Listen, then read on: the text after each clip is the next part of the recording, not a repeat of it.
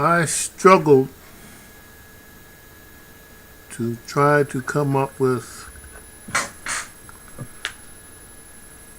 a phrase that summed up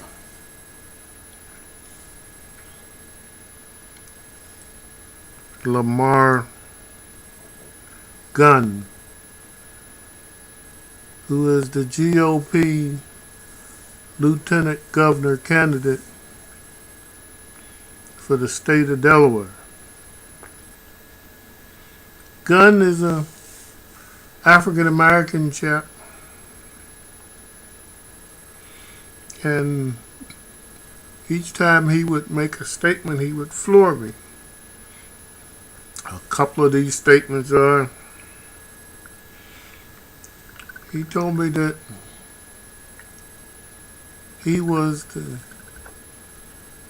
chairperson for one of the county divisions of the NAACP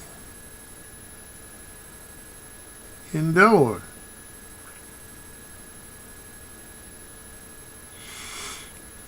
I couldn't imagine a Republican in that position, although it's possible. By the time I tried to get that in my mind, Gunn came back with another shot. This time he told me, he said, I'm a card-carrying member of the NRA. I said, wow. I could not imagine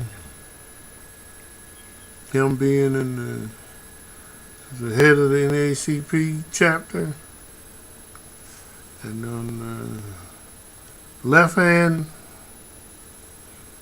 he was a card-carrying member of the NRA, and he seemed to be very proud of that. Those two things seem to me to say that he was a multifaceted political oxymoron. That's the only things I could come up with to try to make some sense out of this. Then I told him, I said, you know,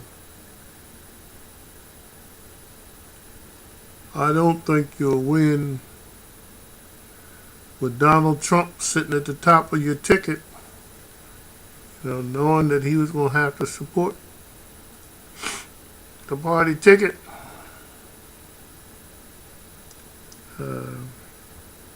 Because I knew Donald Trump is considered a racist and everything against what the NAACP is working for. So I just tried to look at this, at Mr. Gunn, and all I could think about was NAACP, 180 degrees out of phase with the NRA, and then there was Donald Trump sitting up here. He was going to be the ringmaster of the Republican program for 2016, which really meant that Gunn's ability to bring African American votes to the Republican table was going to be a challenging task. So then I decided to give him a little reality.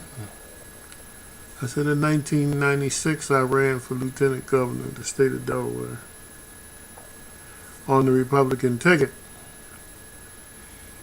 Now the thing that saved me a lot was the late John Rollins, who is one of the financiers in the GOP, he told me, he said, Sherman, he says, you're not going to win, so you need to cap the spending that you're spending on the campaign.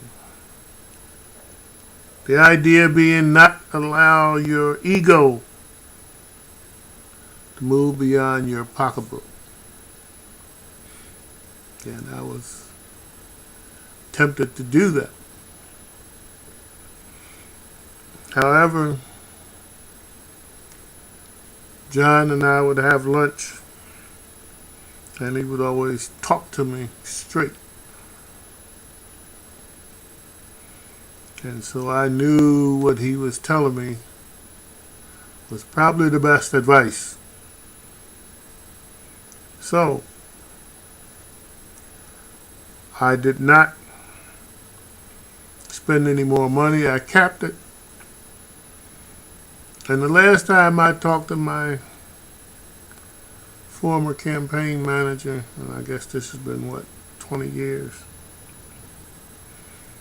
she told me that we still have a couple $100 in the bank. And I didn't wind up going bankrupt.